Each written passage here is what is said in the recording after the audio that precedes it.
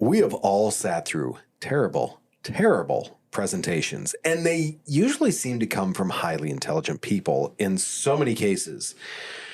This week's guest is Stephanie Markovic, and she works with people to make sure that they are not that person. She wants to make sure that your message is delivered with the utmost potential, which is the name of her business. If you want to learn more about making your message impactful while looking like a superstar doing it, you will want to stay tuned.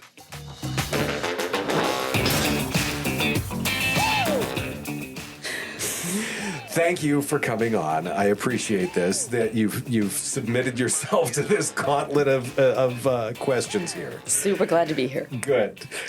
Public speaking, and I'll kind of lump in being on camera with that too, because there's a lot of parallels, I guess. Okay. I'll say. It's a top fear for a lot of people. It doesn't bother. I have zero dignity, so it doesn't bother me at all. But there's a lot of people it does. What's something that you would suggest or tell people to say, look, this can help you get past that fear? Ironically, one of the easiest ways to get past the fear is to look people in the eye when you're speaking to them. And when you say that sounds so incredibly counterintuitive. It sounds like the very scariest thing of, I'm going to look at people. But it actually is, because you relax and you feel like you're just chatting with one person, and you don't think about the fact that, well, maybe there's 12 or there's 20 or there's 500 people in this room. I'm right now sitting here talking to Josh. So really finding one person and talking to them for a short time, a couple of sentences, is the number one way to relax. So just pick out one person at a time to talk to. Absolutely. Couldn't be easier. Interesting. No, I like that. So in terms of getting people comfortable, you've talked about getting people out of their comfort zone. Absolutely. And as soon as I say that, the smile that you had, you're like, yes, this is the stuff. Yeah. First off, what's the benefit to that with getting people out of, especially when it comes to presenting? Mm-hmm. I mean, you'd think you want to be as comfortable as possible. Right. But how do we flip that to say, get out of your comfort zone to make you better at that? Well, even though after you learn some of these skills, I remember thinking, why didn't I figure this out myself? Because it's things like stand still, look at people in the eye.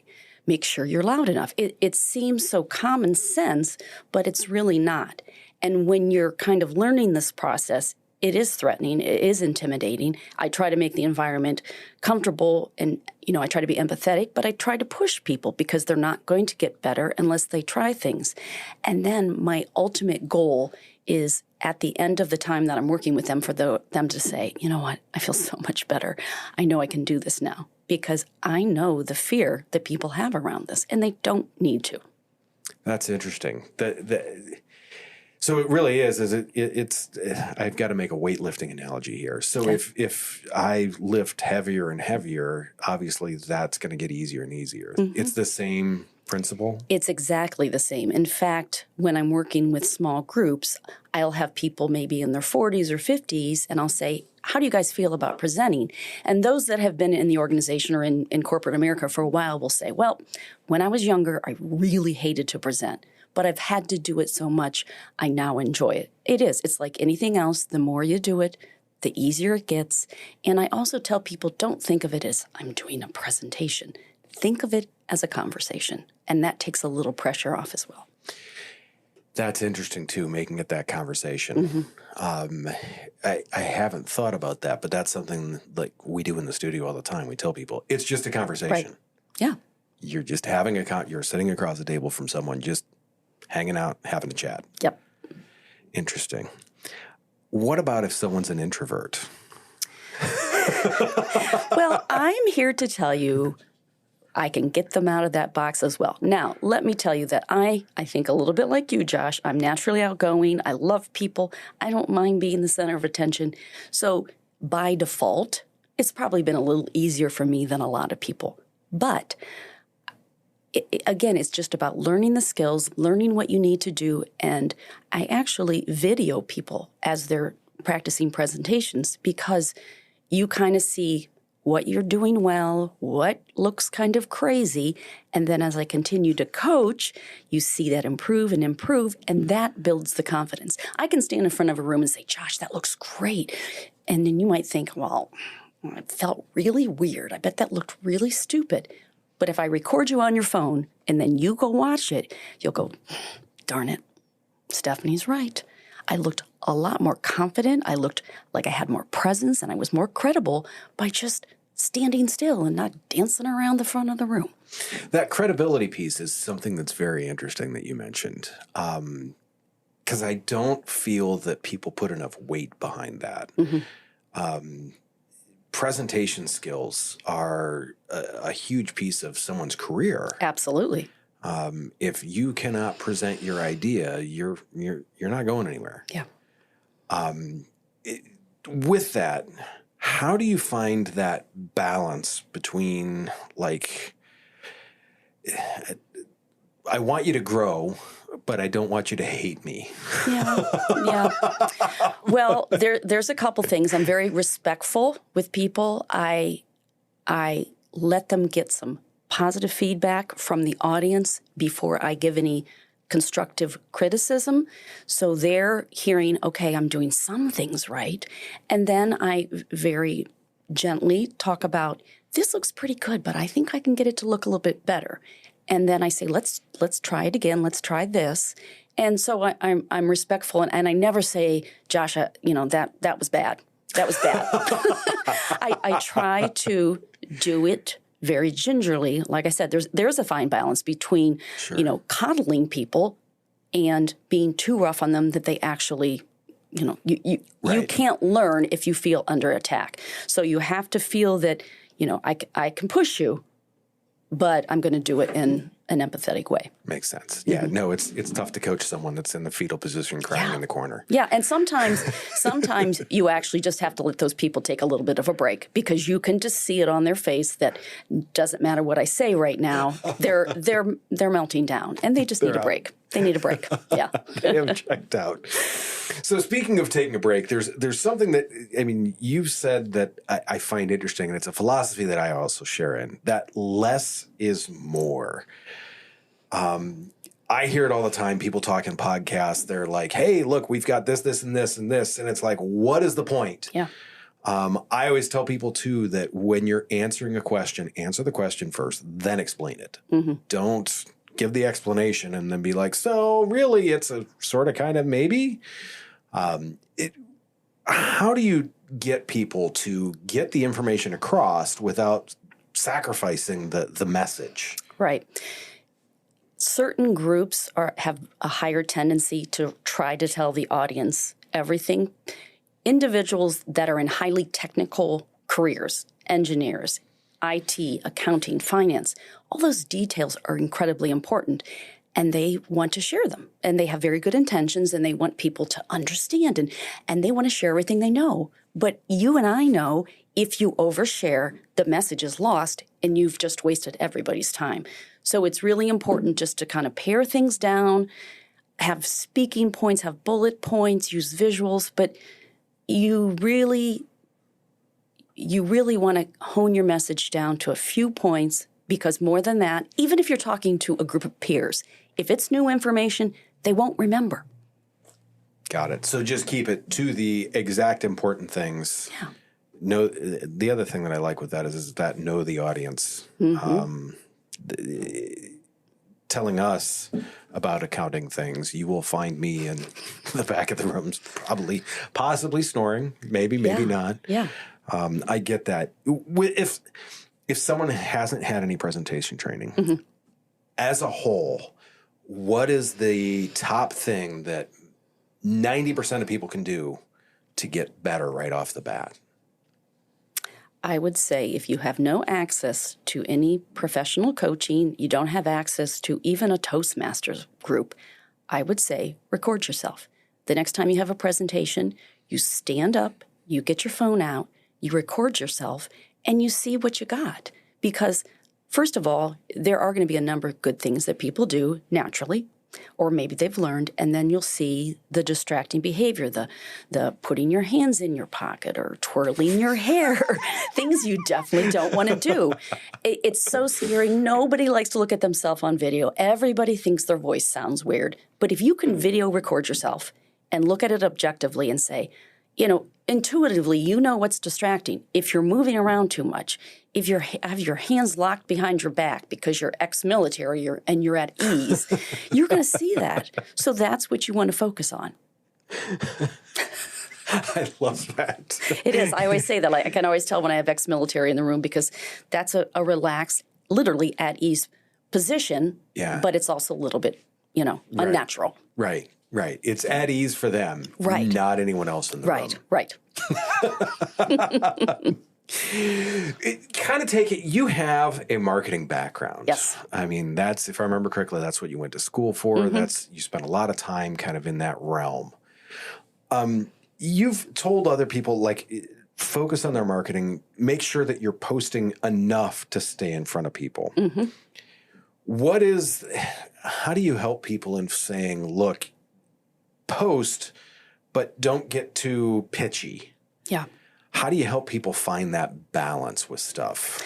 Well, I think when you post, there's I can't think of it off the top of my head, but every post shouldn't necessarily be about one of my services. Some of the posts should be human interest or current events or just some interesting fact. So your audience starts to know, you start to see what you're about. In fact, I posted this morning about an event, a client appreciation event that I went to last week that my financial planner hosted. And it was just kind of a shout out to her because it was just a nice way to show her clients that she valued them. Has nothing in the world to do with my business, but it's just a little insight into me. And I think when people get to feel, and this is for posting or presenting, you need to let your personality out. You need for them to kind of walk away going, I think I'd like that woman. I think I'd want to have coffee with her. You need to know who I am. And so it can't just be about, I can teach you presentation skills. It has to be about getting to know me and then throwing in those tips. I can throw in a tip about eye contact. I can throw in a tip about the importance of a financial literacy, which is another program. So it's the balance of not always pitching, but giving relevant information about what you do and then some just general human interest things. Makes sense. With that, you kind of talked about making sure that you're focused on the right things with that. We were talking just before we came on here too about how, look, you've started to focus down, narrow things down to look, this is the section I really like. This is the stuff I really want to do. Here's where I really want to stay. Yeah. What really finally triggered that shift for you?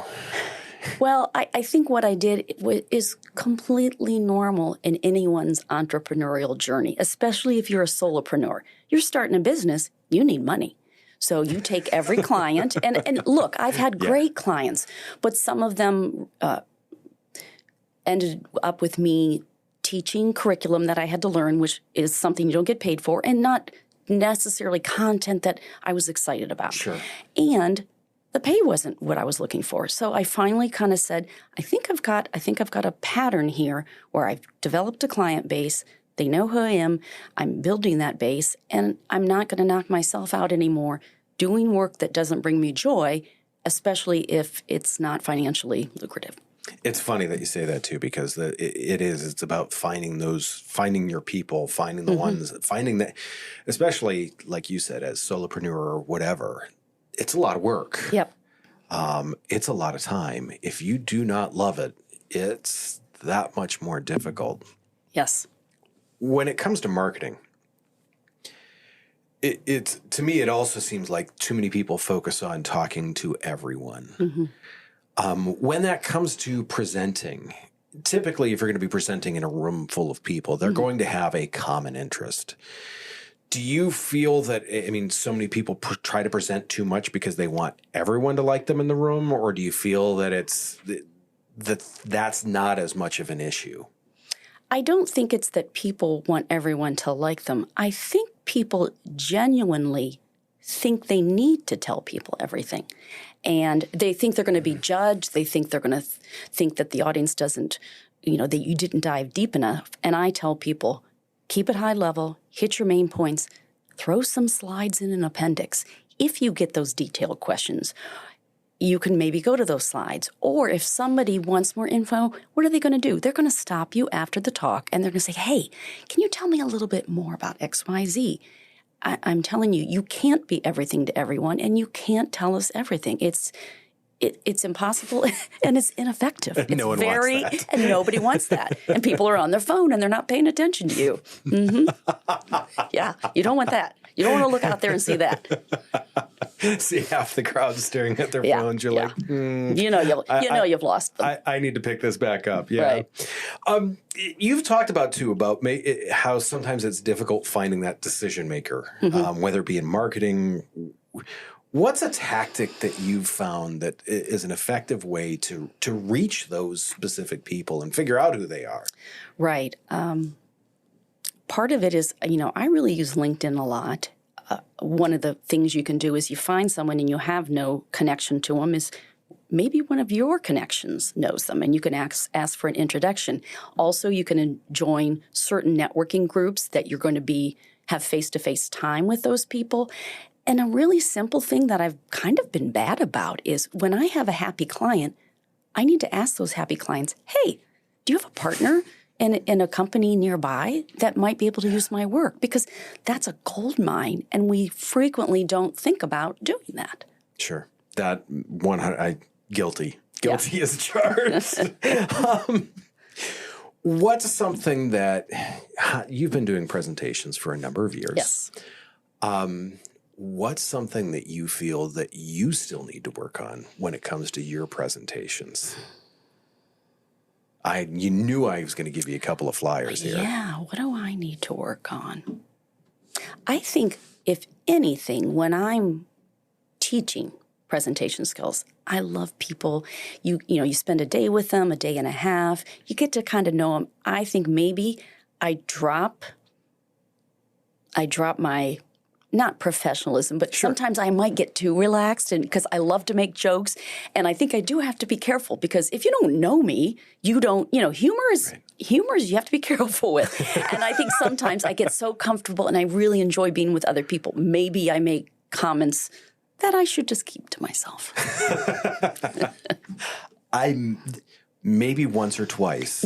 You've done that? Possibly. Yeah. Possibly once or twice.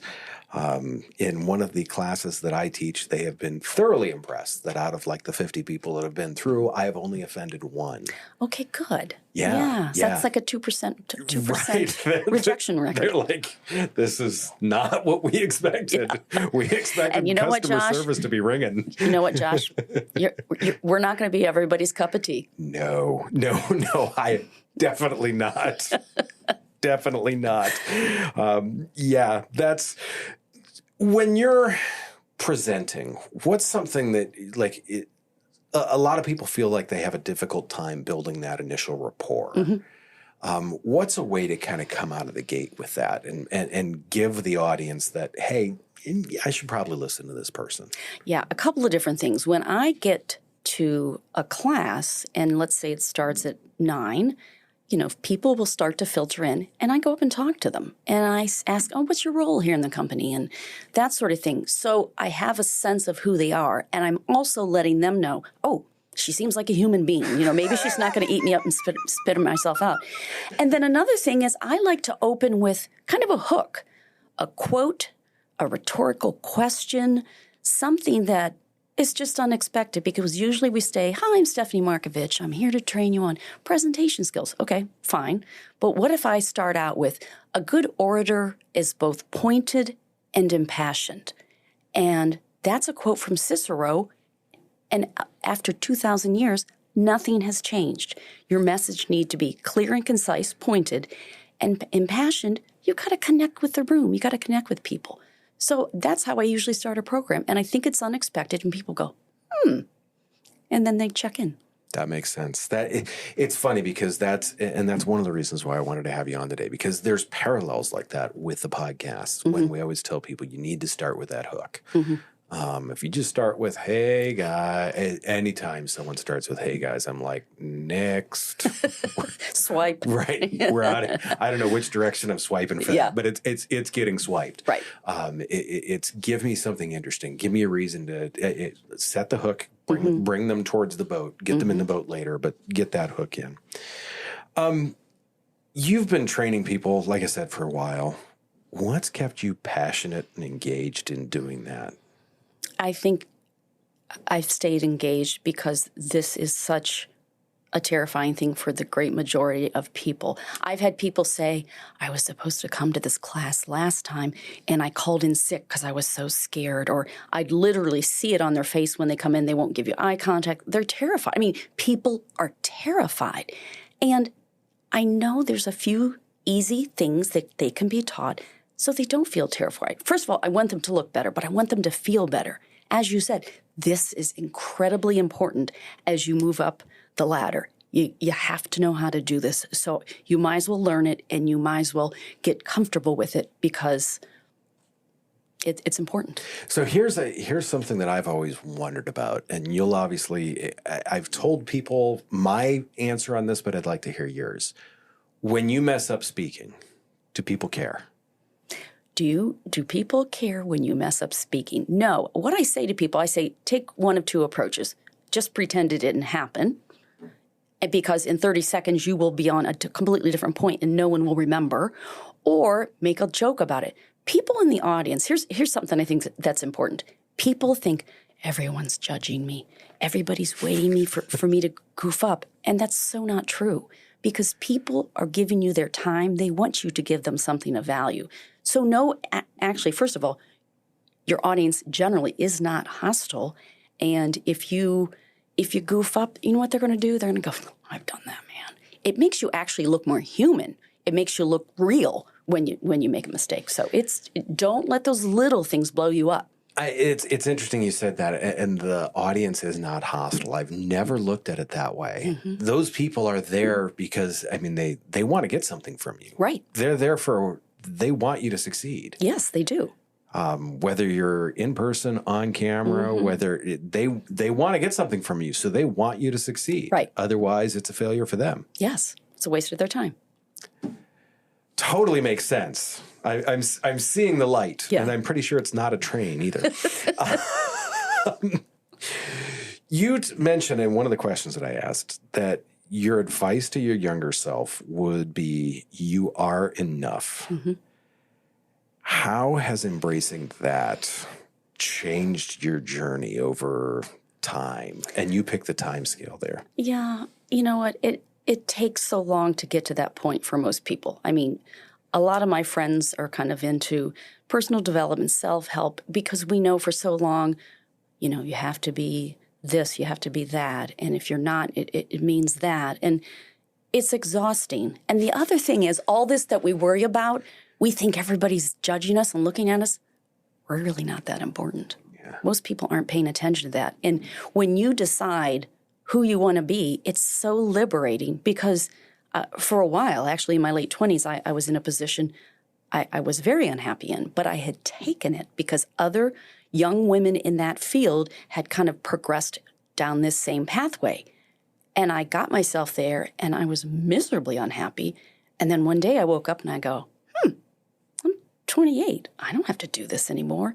And literally from that moment on, I've lived my life completely differently because you cannot go through life trying to be what you think you're supposed to be or what somebody else wants you to be because you'll end up miserable. That's amazing. And that's wonderful advice. I love that. I had heard a quote basically that was alluding to the fact of you are so worried about how you appear to other people. And you shouldn't be because they're too busy worrying about how busy or how they appear to other people to worry about how you're appearing to them. Exactly.